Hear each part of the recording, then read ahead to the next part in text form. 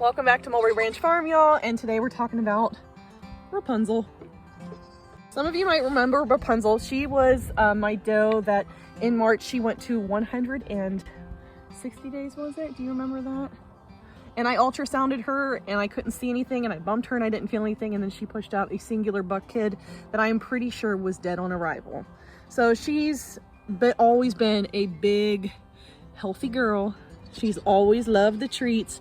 And I can tell she's starting to feel a hormonal change because she's up here and she's being real sweet to me and she wants the loves. She's about 2 weeks away. So her hormones are telling me she's about 2 weeks away because she does not do this. She's kind of like an old cranky girl, and she deserves to be an old cranky girl because she's just so beautiful. And honestly, guys, she's carrying one of the last sets of my love bug kids, but she's being sweet. So I have to really take advantage of her being sweet because it's not often, is it? And she's getting to be, she'll be 10. You're gonna be 10 next year. You're gonna be 10 in a couple of months, which means as long as she's productive and healthy, we'll keep breeding her and letting her do what a dairy goat does. But could also be approaching retirement soon. I know, you're such a good girl. She could be retiring soon, and she appraised well at her linear appraisals a couple of years ago. She was an 87. And she was actually the best of that year. And we're excited to have some babies out of her, yes. Good babies, yes. So I'm hoping to get a couple more doe kids out of her. But whatever I get out of her, I'll be happy as long as it's healthy and it gets here okay. And she's always been a pretty good birther. The one year she did have a prolapse in the middle of labor in both anally and vaginally. So I'm gonna be watching really close for that. But other than that, she's always been a good active girl. She has not lost her herd queen status. She's still ruling with an iron fist over the herd, but we're getting really close to her and Ami having babies. Okay, sorry, I didn't really film a whole lot last night when I came in, just because we had a whole lot going on. I still have a whole lot going on today that the next video will talk to you guys about. But there is Miss Rapunzel and her beautiful buckling. I don't know if I've ever mentioned a thing called doe code here in my videos, but a thing called doe code does exist amongst doe goats, which is when they decide they're going to kid, when you're in an appointment, when they're busy, when you decide to take a nap, when you leave the house, when it's super duper cold outside, that's when they decide to kid. And Rapunzel is a respecter of doe code. She's waited until we left the house for a couple of hours to start kidding. The great thing about having these blink cameras in my barn is that I can still technically be present even though I'm not right there on top of her while she is progressing through her labor, even though I would very much prefer to be present for all of the births. So as we are trying not to exceed the speed limit on the way home, and Mark can hear Rapunzel through the camera screaming through her labor, I'm watching her very closely and just really trying not to panic. And I was doing a really great job until I realized like she really wasn't progressing quite as quickly as I would have liked. Now, Rapunzel is almost 10 years old. This is not her first rodeo. She's seasoned. She's a very wide, deep, open doe. And in the past, her labors have progressed pretty quickly. But this one just seems reminiscent of her kidding about 2 years ago when I really did have to help reposition because she was prolapsing. So as I'm watching, I was really afraid that we were going to have a prolapse situation by the time we got home. Even though it was only a 35-minute drive home, it just felt like it was taking all of eternity to get there. And I really was doing a good job keeping my anxiety in check until I start to see that the bubble is starting to progress. It does not seem through the blink camera that she is prolapsing, but what I see is a head-only presentation. And for anybody that kids out goats, you know that this presentation is called dystocia when they're not in the normal nose and toes dive position. And it's one of the hardest for a doe to pass on her own without any intervention. So I am semi-panicking. Told Mark, I'm like, I think it's a head only. And you could just tell on his face, he knew what I was talking. I was like, go faster. And luckily, because she is a very mature, large, wide open doe, Rapunzel is able to pass him naturally without intervention Though I will say with lots of goats, this is not common. This is the most common dystocia position where intervention has to happen, where you push the head back in and at least pull one of those front legs forward. And the reason for that being is when both legs are back like that, it actually wings out their shoulder blades to the point where they can't really pass easily through the birth canal. And because there's a lot of pressure happening through, you know, labor requires pushing. They're in the birth canal. It can actually start to cause their head to swell and they'll suffocate.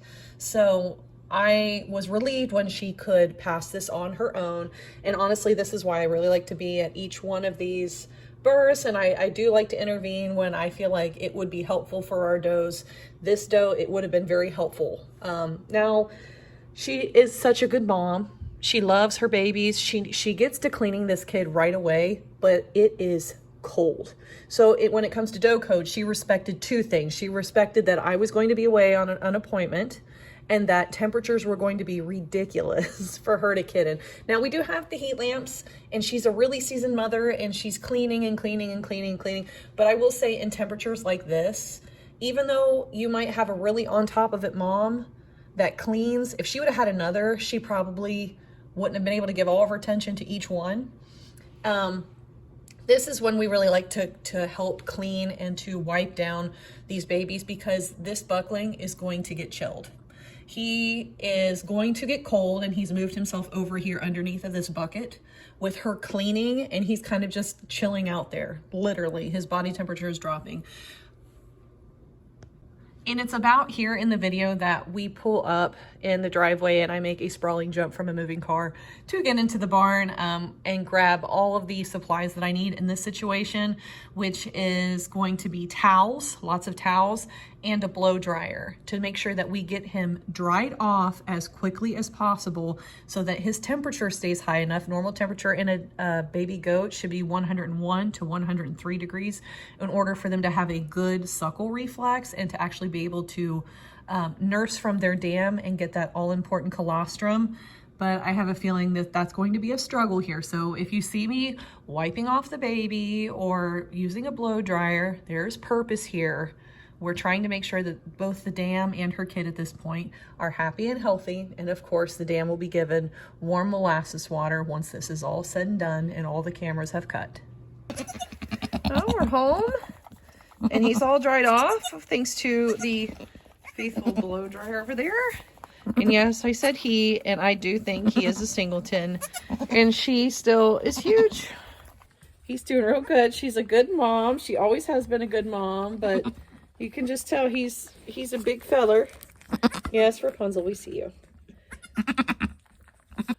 So I watched her basically all the way home unless we lost coverage in some of those areas where I couldn't see, and I was like, okay, hurry up and get to a coverage area without speeding and putting the rest of us in danger.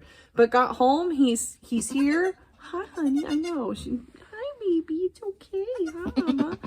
And he's here. We got him dry. He's standing. He's wanting to bump. Now, Rapunzel is a great mom. I've made sure that her teats are clear, her milk ducts are clear, so they're ready to be nursed on. I was really hoping to get another one out of there. I bounced her. I don't feel anything, but she's such a deep doe.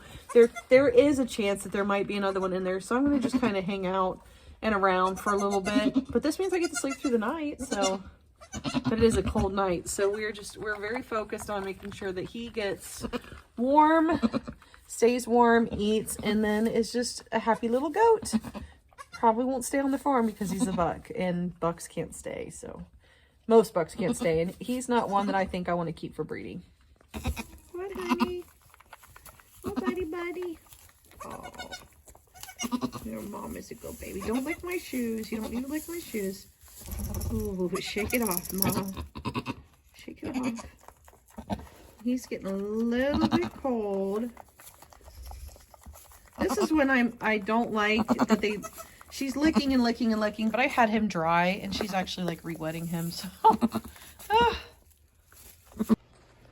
He is just as cute as can be and fluffy and big. Mom loves him to death, will not let him keep a sweater on, which is okay. That'll help him. They really don't need sweaters. That's more for me to be, to have a peace of mind while they're in this colder temperature, but we're getting ready to have a little bit of a temperature rise. But Rapunzel's always been such a good mom. Yeah, I should bring him out here. Let us see him. She just has loved cleaning him. So as much as I am so sad that this is a buck, I mean, he's healthy, he's cute, he's flashy. He'll probably make someone a nice pet, whether, and at least I know you're still in good working order. Since her last baby in March was stillborn, I was really worried what that impacts that would have on her babies this year. But she's doing just fine. The baby, if you'll let me see him, is doing just fine. Now, I admit, guys, I did have to bring him in. He was just a little cold last night. I was not, I was worried because with us being away when he was born and watching on the Ring cameras and really trying not to, you know, exceed the speed limit to get home, that we knew there was a really good chance that he was going to chill. It was very, very cold yesterday. I think the high was like 19 or 20 here, and it felt like single digits. And with the wind chill, it was in negatives. Luckily, draft free in here. Have a nice heat lamp that is safely attached to the rafters above, if you guys can see that. And notice that when I got him dry, he just wasn't like bumping a whole lot underneath of her when I put her there. He was just acting like he was a little sad, and that's a sign. So I put my finger in his mouth was cold, took his temperature, he's at 101. Really, you want them to be at least 101. I really like to see them around 102, 103 before I put them on the teat. So I did take him inside and put him on a heating pad and warmed him up and got him up to 102.5 and said that's good enough, because he was starting to have a suckle reflex, like in the air, like looking for mom's udder. So I did take him inside to do that, warmed him up, brought him back out, because also Rapunzel is a serial licker, which is totally fine in warmer weather, but in cold weather like that, I was blow drying him and she was coming in behind me and licking, which is fine, but it was like rebaptizing him in saliva and it was chilling him. So I was like, I need to take him away for a second, and I put a sweater on him twice. She's ripped it off in record time twice. So I'm just going to leave it off. He has a little bit of a shiver going on right now, but he's standing like right underneath that heat lamp. And every time I walk in here, if they're bedded down, Rapunzel has him like right up against her and has her head laid over him. So he's doing just fine. Every time I walk in and he gets up, he goes to nurse. So I know he's okay in that way too. So now we're waiting until January. We have some in January, some in February, and then in March it gets real, and it goes in through April. I have one doe I'm still waiting on, but I just, at this point, we're in early December. I just don't want to have May kids this year. I just don't. So if I bred her now, like December, January, February, March, April, May, and I just don't want a May kid. This is a dry doeling from this year. She'll be a yearling next year. So I'm like, you know what? You're just going to be shown as a dry yearling. And then if I feel like she starts to get super fat too fast, then I will go ahead and breed her. She's at the appropriate weight right now. Who knows, I might even breed her for June or July. I don't know. My July kids did really good this year, but right now I'm just watching all these little babies. The serial licker. She just wants to lick. She's keeping his bum clean if he is pottying. A lot of times those first poos are sticky. And actually, Rapunzel is notorious for not cleaning butts. So I guess I will not be upset that I won't have to come out here with warm, soapy water to remove pasty poop from baby butts. But in this cold weather, I'm like, it's fine if it's just there. But anywhere else, it really needs to not be done. So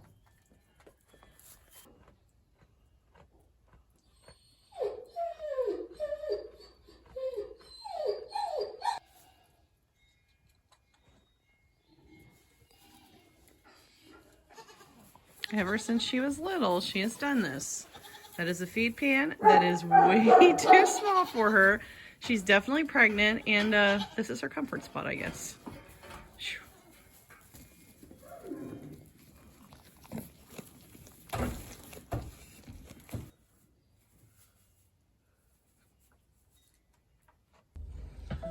Okay, I just experienced something completely new.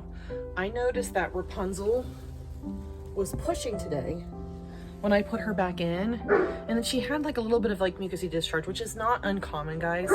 It's just not. It's not uncommon after a mom delivers to have mucus. Oh, goodness. But I had wondered because I couldn't find her placenta. And she dug this entire place up, and you can see what I just helped to pull out of her. But it was just turned up, and I looked around and I kicked things up, and I'm like, you know what, sometimes they eat them if you aren't there for it. And I just noticed like she's been a little bit off feed, not like totally off feed, like she's eating and she's loving her baby and she's drinking and everything. Like, I had to help pull. This doesn't smell bad. It looks like I can still see the cotyledons like on the placenta wrapped around it. But like, this is the first time that I've ever had this instance. Like, this kid is pretty much mummified. And honestly, this is why I didn't feel it when I bounced it, because it is, if you have an intolerance to things like this, like, just fast forward through the next 10 seconds real quick. This is what I pulled out of her. This is a mummified kid. This is its head. This is its back legs. Its back legs were hanging out. The head is twisted back. This is attached to the placenta. So I am actually very, very worried about my Rapunzel at the moment. So I do think I'm going to go ahead and give her some antibiotics. I'm probably going to go with penicillin, because while this isn't rotted or anything, the fact that it kind of has the placenta in there and assisting a pull to get this out of her, I worry like there might be a little damage in the uterus. I'm going to be watching her very, very closely. She's not gotten up, but after that, I wouldn't be up either. Like, no, June, no. I noticed that she was laying down and she had a bulge in the back, kind of like a birth bubble, but like grosser. And it was this kid. Hey, Dexter, I know, buddy. We just got so much going on back in here. There's just a lot going on in my barn. It's kind of throwing off my rhythm. This is really odd. So she had so any of you that are not familiar with my channel and Rapunzel back in, I believe it was March, I thought she was pregnant. Then she went like 5 or 6 days past her due date and she didn't develop an udder. So I ultrasounded her, and the ultrasound didn't really show anything notable. So I figured, you know, she's just a fat, fluffy girl per usual, and this is just part of it. You know, she's getting older. She just didn't take. Well, then like 5 days after that, she had a baby, a full-term buck kid. Didn't look like it was alive. Usually when babies are born alive, you can tell like the place is mussed up. This guy was still like in a diving position, nose and toes, and she's always been a good licker, so she licked him dry. But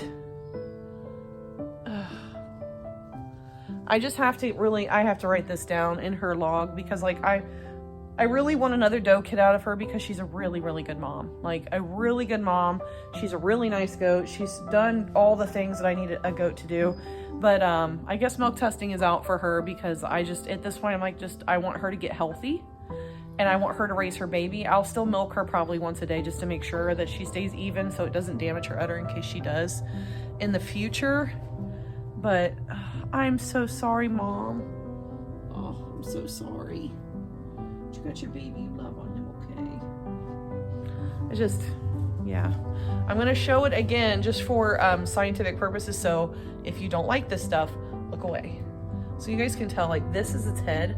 And these white things all over, those are cotyledons that are attached to the placenta. So you can tell, like, he's still intertwined in with placenta. I think this kid stopped her placenta from dropping. I should have been a lot more on it.